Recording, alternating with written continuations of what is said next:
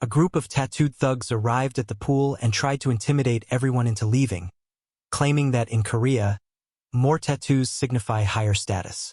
Seeing their tattoos, no one dared to speak up, except for a man in a wheelchair, who told them the pool belonged to Chong, and that if they didn't like it, they could leave. The thugs mocked him, saying that even though he was crippled, he still wanted to act tough. This was enough for the man's assistant to step in. As soon as the thugs heard the name, Young K, they immediately apologized and bowed respectfully. Young K warned them that if they didn't disappear in 3 seconds, he'd personally scrub the tattoos off their bodies. Terrified, they fled. This man, Young K, is the most feared fighter under the crime boss, but he doesn't have any major responsibilities. He spends his days drifting around, sometimes taking up 2 parking spaces with his car. Mostly, he's hoping his stocks will rise so he can take his younger brother on a trip. His brother wishes he'd pursue a proper job, but Young K prefers his carefree lifestyle. One day, as Young K was parked across 2 spaces, a man angrily approached, demanding he stop parking like that. The man even bumped into Young K's younger brother, which made Young K furious. He quickly stepped up, kicked the car door, and raised his fingers in a threatening gesture towards the man's eyes. Young K then hurried to drop his brother off at school, running late himself. At work, his brother, was anxious, watching their stock investments fluctuate. Together, they had used $7 billion of the company's money to try to get rich, but they were nervous about whether the boss would ask about their progress at the upcoming shareholder meeting. They'd been assigned to acquire a company but had made no progress.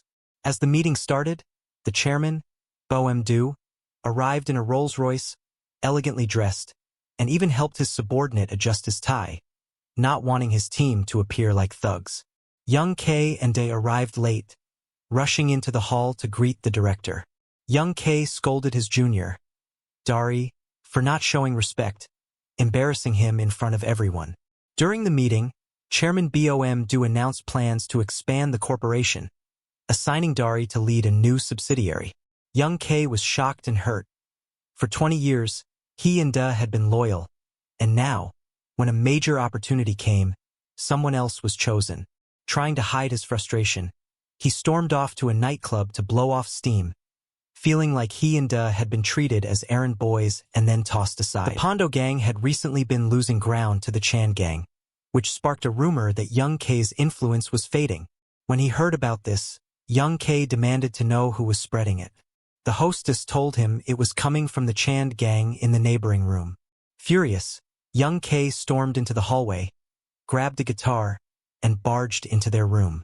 Meanwhile, his brother Da returned and, unable to find him, asked the hostess what happened. She pointed him to the hallway, where he found 3 thugs from the Chan gang beaten up by Young K. When Young K sobered up, he found himself locked up in a police station. He was sentenced to 2 years of probation and 150 hours of community service, with his service assigned to lawyer Jang Soo, the most renowned lawyer in the area.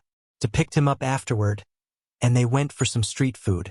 To explain that they were lucky, Chairman Mao Do had connections with the Chan gang's boss.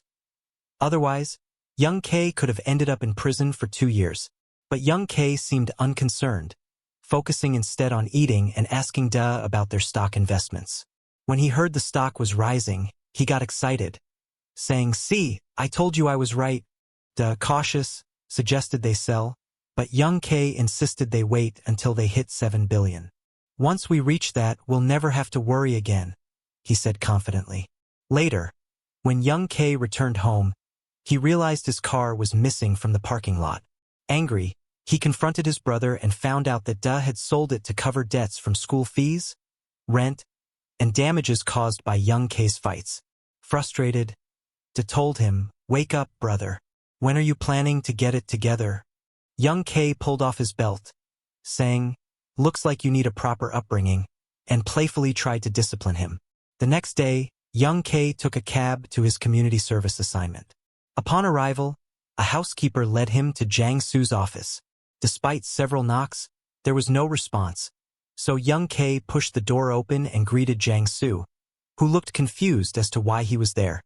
The housekeeper explained that this was a probation-mandated community service, But Jiang Su was uninterested and said he would sign off on Young K's hours just to get him out of the office. Young K thanked him and turned to leave, but the housekeeper stopped him, warning that if he refused to complete his community service, he'd have to return to jail. Annoyed, Young K and the housekeeper bickered in Jiang Su's office. During the argument, a mosquito landed on Jiang Su's face, and Young K smacked it, surprising everyone in the room. Then, curious about Jiang Su's condition, he asked if Jiang Su's legs were completely paralyzed. Testing the lawyer's reaction, he played an adult film, much to Jiang Su's protests.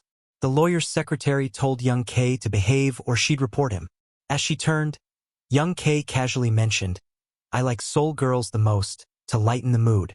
The next day, Chairman Bom Do summoned Young K, asking him to bring the company records for review. To calmly responded to Bom Do's request, as Bom Do gave a subtle nod of approval. Chairman Bom Do called Young K over, commenting on how the company was growing stronger by the day but adding, "What are you wearing? Take some money and buy a few suits." Young K thought to himself, slightly frustrated. Asterisk, here he goes again, talking to me about clothes. How am I supposed to fight in a suit like that?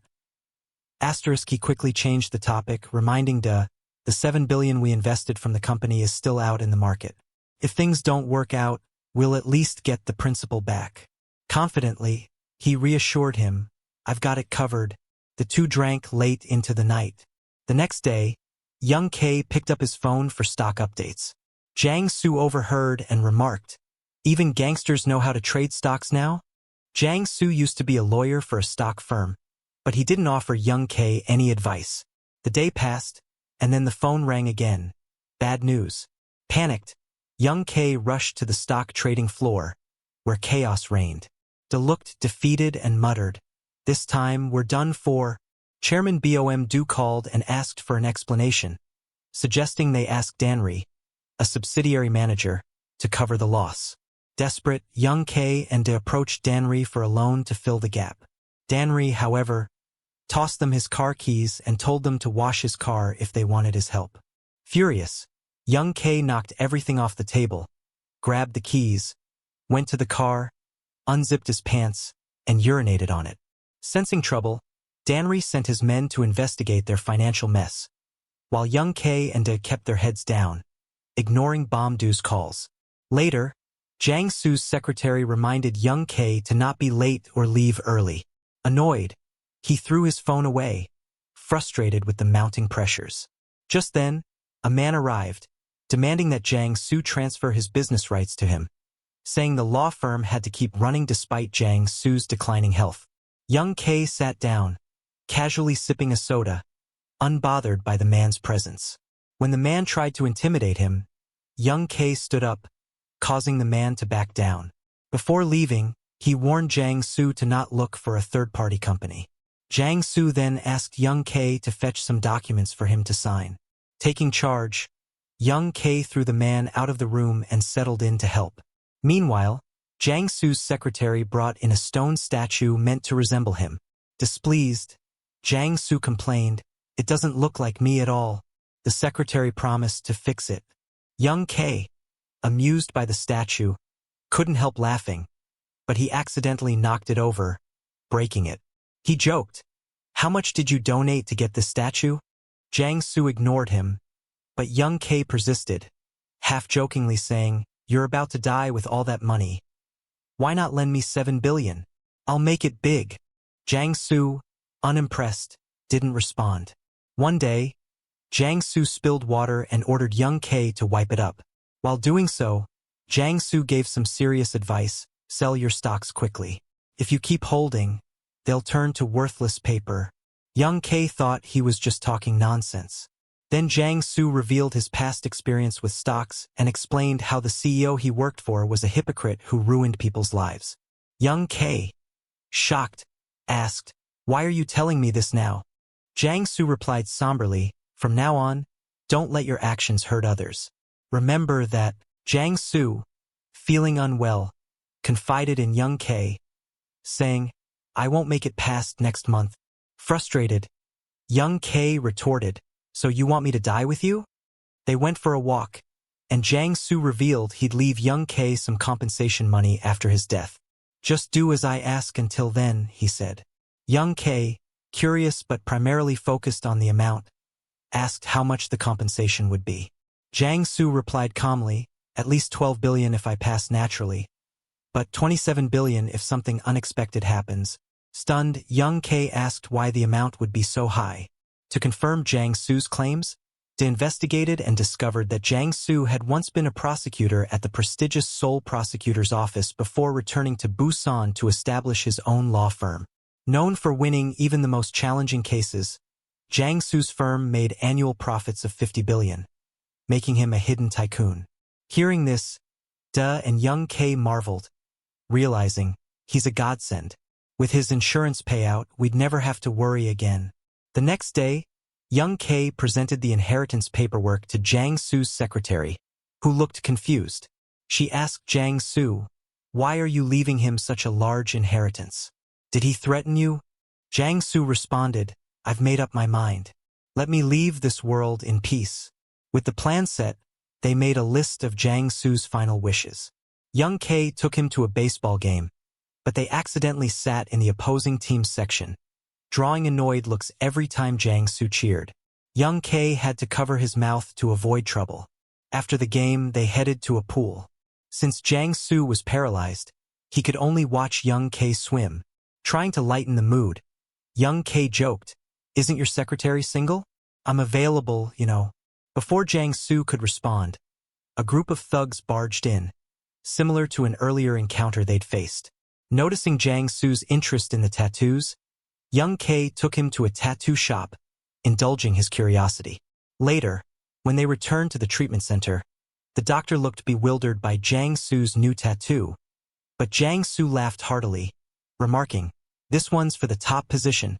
The next day, the secretary went to check on Jiang Su, only to find his room empty. Turned out that he and young K had snuck out again. Young K had pushed Jiang Su around the supermarket in a shopping cart, allowing him to enjoy things he'd never dared try before. During one outing, young K joked with Jiang Su, "Once you've done everything on your list, you can choose a way to die unexpectedly. That way I'll get 27 billion.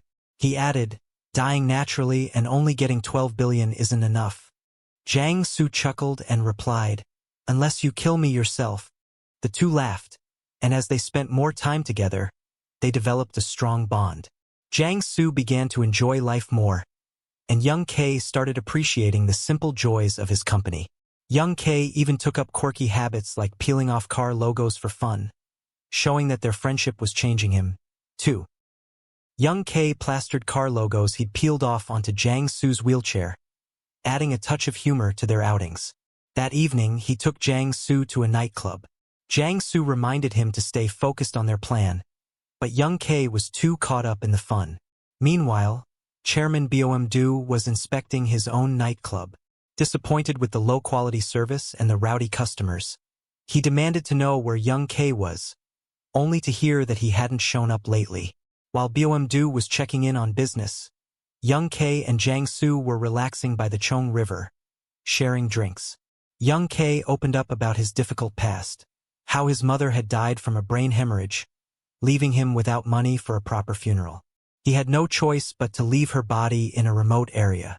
Jiang Su listened quietly, sharing the moment in silent empathy, knowing that everyone has a painful story hidden within them. That night, as Jiang Su returned home, he gazed at an old photo of a man and couldn't sleep, lost in memories from his past. The next morning, Bom called young K to his office. Bom, while scratching a lottery ticket, handed one to young K, saying, "If you don't win, you'll be punished." At first, young K thought he was joking, but when he saw Bomdu's serious expression, he grew tense. He scratched the ticket and, even though he won, he didn't feel any joy. Bom warned him, "Don't mess with other people's livelihoods. If you get caught, just hope you survive." Young K understood Bom's warning. Realizing he needed to stay on track, he hurried to Jiang Su and asked, "Can you finish everything within half a month? I've got business to handle for the company." To help speed things up, young K bought an old car. Jiang Su took one look and remarked that it was even worse than his wheelchair. Not wanting to disappoint, young K splurged on renting a Ferrari, taking Jiang Su out of the treatment center for a ride by the river. They listened to music, enjoying the open air. Jiang Su reminisced about his favorite car from the past, which he had tried but failed to find again. In a playful moment, young K offered Jiang Su a cigarette and joked about him driving home, despite knowing Jiang Su's physical limitations. Suddenly inspired, young K rented a tow truck to bring the Ferrari back home with Jiang Su in it, determined to fulfill as many items on his friend's bucket list as he could. Looking at their list of things to do, he realized they were almost done. Young K noticed a photo of a man in Jiang Su's room and asked, "Who is this?" Jiang Su replied, "Someone I need to see before I die." Just then, Jiang Su began coughing up blood. Alarmed, young K quickly called a doctor and then asked his friend, Deg, to help find the man in the picture. When Jiang Su's secretary arrived, she informed him that Jiang Su was suffering from acute pneumonia. Frustrated, she accused young K of only sticking around for the insurance money. Angered, young K retorted, "So what if I'm here for that? If I take him down with me, do I get a Nobel Prize for it?" He threw a bottle across the room, shattering it, and stormed out. That night, Jiang Su lay awake, reflecting on his past. Years ago, he had defended a dentist who raped a young female student during an examination. The dentist's father, a wealthy chairman, used his influence and hired Jiang Su to twist the truth, ultimately getting his son declared innocent. The young girl's father, a taxi driver, couldn't bear the injustice and, in a moment of rage, rammed his car into Jiang Su's, causing it to flip off a cliff. Jiang Su survived but was left paralyzed, while his wife and daughter, who were in the back seat, didn't survive. When young K found out about this past, he confronted Jiang Su, asking bitterly, "So, how should we handle that driver? Kill him? Or throw him in the sea for the fish? You had a daughter, yet you defended a monster." Jiang Su cut him off, saying, "I was just doing my job. Our law firm is a tool. If I hadn't done it, someone else would have. You're a thug. Stick to your job." Enraged, young K spat, "If you pay me 10 billion won by tomorrow, I'll make that driver disappear," then stormed out. The following day, he stayed in the forest, alone, refusing to see anyone. That evening, Jiang Su's secretary met with young K at a cafe, expressing her gratitude. She told him his presence had brought Jiang Su much happiness and asked him to accompany Jiang Su on his final journey. The next day, young K visited Jiang Su again, and this time, Jiang Su opened up about his wish to find the driver to apologize personally. Early the following morning, young K tracked down the driver at the dock. Jiang Su apologized sincerely, offering compensation, suggesting it could be used for his daughter's education or future. But the driver, now gray-haired and worn, replied bitterly, "I don't need your money. My daughter died while I was in prison. That money won't bring her back." Jiang Su was taken aback. He had hoped to make amends, but now realized the true depth of the tragedy. Both men had suffered losses, each bearing heavy guilt. Overwhelmed, they both broke down, grieving the irreversible consequences of their choices. Seeing both men so heartbroken, young K decided to take matters into his own hands. He called Deg, asking him to find the dentist's whereabouts. Once he had the information, young K went straight to the dentist and beat him up, finally bringing some sense of justice to Jiang Su's past. Afterward, he and Jiang Su went to pick out an urn together. They later climbed a mountain, gazing at the city lights at night. As they stood there, young K asked, "Is there still something missing?" Jiang Su responded thoughtfully, saying, "You can't help with this one. I just hope that, in the end, I'll be reunited with my wife and daughter." As they talked about closure, Jiang Su urged young K to stay healthy and look after himself. Though torn, young K left. Suddenly, he received an urgent call and rushed back to the company, where his underlings greeted him anxiously. Inside the office, he found Deg kneeling, accused by BOM-do of embezzling funds from a subsidiary. Young K tried to defend him, but Deg, furious, punched him and shouted, "Stop pretending. Mdu's henchman held Deg down while Danri, smirking, cruelly cut off one of Deg's fingers as punishment. In a moment of desperation, young K promised to repay the missing 20 billion won. Mdu gave him 3 days to do so. Helping his injured friend out of the office, young K rushed Deg to the hospital. Knowing he was out of options, young K put on a mask and went to the nursing home, finding Jiang Su gazing out the window. He asked Jiang Su to come with him for one last trip, hoping to solve his problems with Jiang Su's help. Understanding the risks, Jiang Su, a former prosecutor, looked at young K and remarked that dying at the hands of gangsters might be a fitting end.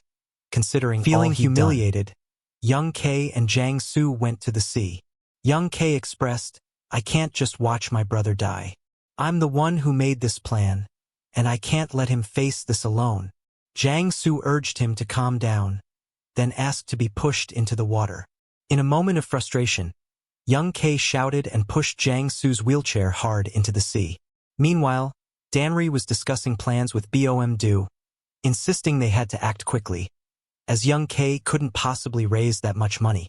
Mdu, annoyed, hit Danri on the head with a cardboard box and remarked, "Do you think you're the same age as young K?" Afterward, young K lay on the beach. Jiang Su asked, "What are you doing? Didn't you say you could only live after I die?" He reassured young K, "There's no need to thank me. Just pull me out. I'm alive until it's time to die." They spotted a shopping cart by the road, and young K pushed Jiang Su back to the nursing home. The two men laughed and shouted joyfully, like children. 3 days later, Mdu didn't actively seek out young K, so he decided to go to the company alone. As he approached the entrance, an underling looked down on him. Young K put down his umbrella and glared at the underling. Inside, Mdu and Danri were entertaining important guests when suddenly, a loud crash echoed as an underling was kicked and sent flying. Young K marched straight toward Mdu, but Danri blocked his path, complaining, "Why do you always ruin my plans?" Young K punched Danri, escalating the situation until Mdu stepped in. Understanding young K's temper, Mdu ordered his men to escort the guests to the main hall and locked the meeting room doors. Young K confronted them, "The money you and Danri took is 7 billion. Earlier, I promised to buy you a house. That counts as 5 billion. You can take the rest from me as payment." After taking a beating from Mdu, young K warned them, "Don't ever show your face in front of me again." Furious, Danri pulled out a knife and stabbed young K several times. Just as young K was about to collapse, Mdu knocked Danri out, warning, "7 billion costs you your life. Consider it settled. Don't let me see either of you again." Grateful, young K thanked Mdu as Deg helped him escape. Young K then asked Deg, "Do you think we can still make a fortune?" Deg replied, "Hold on just a little longer. We're almost there." Instead of going to the hospital, young K rushed to find Jiang Su, worried that he might not make it. He couldn't let Jiang Su miss his final wish. Young K pushed Jiang Su's wheelchair to the funeral hall and carried him on his back for the last time. Speaking to the portrait of Jiang Su's wife, "Sister-in-law, you're really beautiful. Your brother is here. You're finally reunited." In his own way, young K helped their family come together. Jiang Su had never been to this place before, afraid of remembering the past. And that concludes the story of A Man of Men. What did you think about this movie? Did you enjoy it? If so, leave a comment with the number 1. If you thought it was just okay, comment with the number 2. Thanks for watching and following along. Goodbye, and see you next time.